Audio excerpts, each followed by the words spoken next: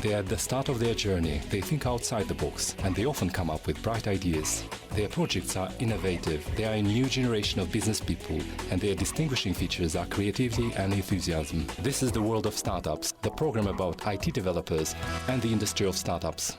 Hello, I'm Serik Akishev, and this is the world of startups, your guide in the world business and technologies where even the most insane ideas become a reality thanks to you, startups. The upcoming stories are for you.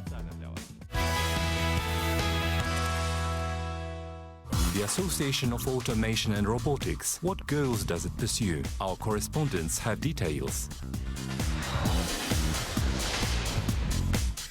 Find out about another success story of a Kazakhstani company. This time in the spotlight is Alsi.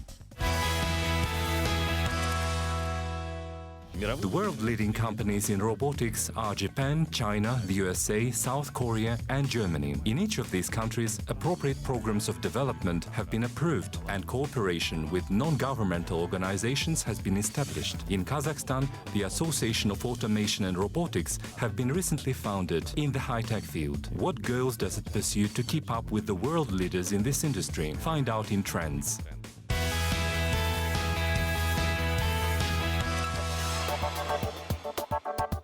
Robotics and automation is one of the cutting-edge trends in the modern science. Therefore, the creation of the Kazakhstan's association that will work in this direction is not following the latest fashion, but a necessity. Today, almost in all industries of the country, new technologies are being applied and manual labor is being minimized. In light of this development, the main goals for Kazakhstan's Association of Automation and Robotics, or KAAR, include assisting in the development of the automation process and applying advanced technologies, establishing international cooperation, as well as participating in the creation of standards and regulations. Many of these technologies we see today, it will take 10 years, 15 years before they are in wide use. But 15 years from now, you will have self-driving cars. At a press conference organized to mark the opening of the new association, its founders and experts participated. The latter say that it is quite possible for Kazakhstan to become a competitor for foreign companies on the market. For example, the first 300 intellectual stations that were set up in 2014 at the oil deposits of Zhanaozen made the workers' labor a lot easier. The technology also allows the management to save electricity. Currently, the association is supporting several large Kazakhstani projects. One of the main ones is Smart Astana.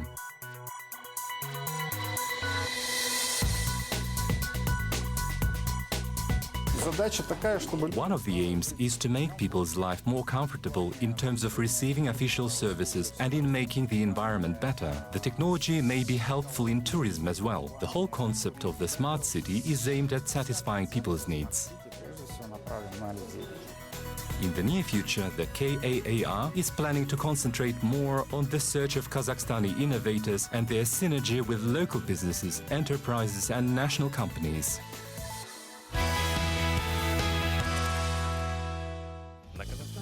On the Kazakhstani market of information technologies, there are several companies that were at the origin of computerization of the country. One of these companies offers a full range of services from selling equipment to repairs and database restoring. It is company Alsi. Find out what current aims the company has for the near future in Success Story.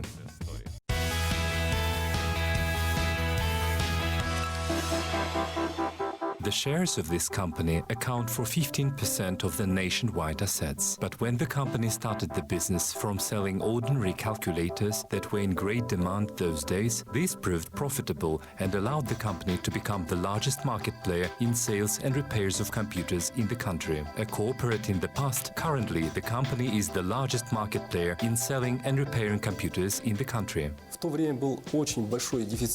At that time, we had a lack of multimedia equipment in Kazakhstan, and all the items that were delivered would be sold out before the plane would land at the Kazakhstani airport.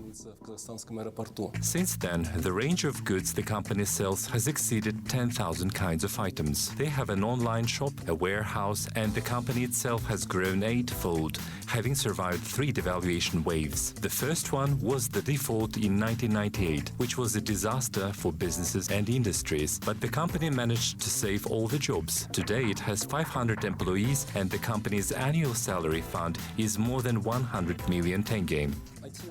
The IT market in Kazakhstan is quite homogeneous. I would divide this industry into the private sector, where the market players are private companies, and the sector where the things are controlled by the state and Samruk-Kazna. Currently, the estimated value of the IT market in Kazakhstan is more than $2 billion, and the share of hardware is 78.7%, which is almost $1.8 billion.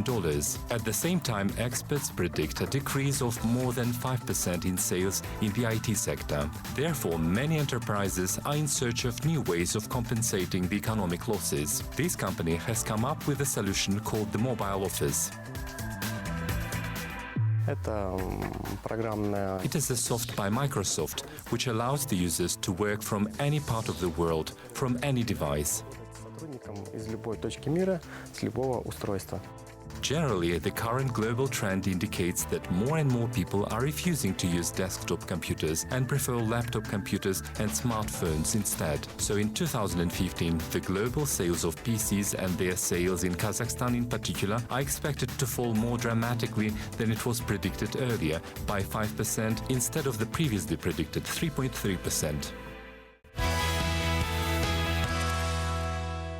Last week, we had a lot of high-tech news and events. In Japan, for the first time in mankind's history, a couple of robots knotted ties and exchanged vows, just like a human bride and groom. At the reception party, they had a wedding cake and plenty of dancing. In a different part of the world at this time, a flying rucksack was presented. Find more for an upcoming report.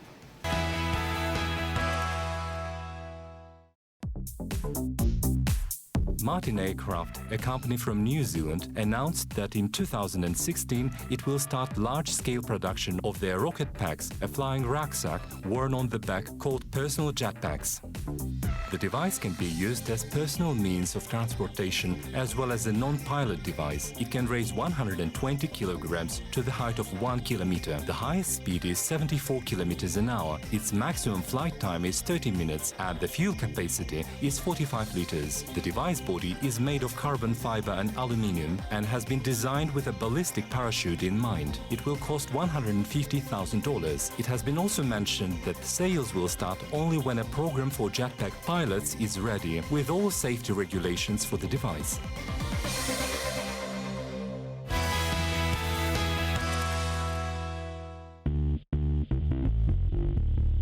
Recently, Lexus Cars has presented its hoverboard, or a flying skateboard inspired by well-known epic sci-fi Back to the Future. It contains magnets cooled by liquid nitrogen to float above the ground. The stumbling block in the realization of the sci-fi fiction flying skateboard was the heavy weight. It needed to be better equipped with mightier magnets. Apparently, the liquid nitrogen sorted out the problem. It took the device developers 18 months to create it. The hoverboard is now being tested by professional skateboarders. The rest of the information about the flying gadget is kept in secret.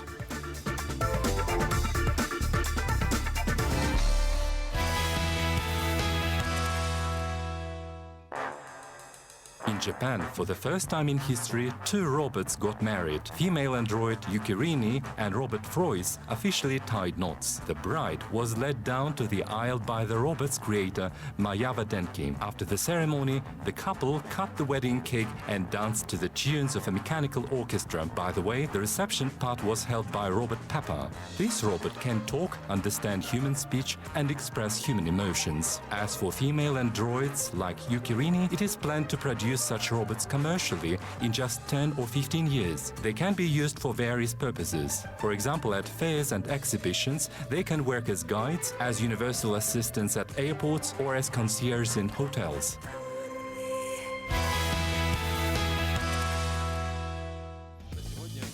Well, that's all for now. I'm Serik Akishev. You've been watching The World of Startups. See you next time on Kazakh TV.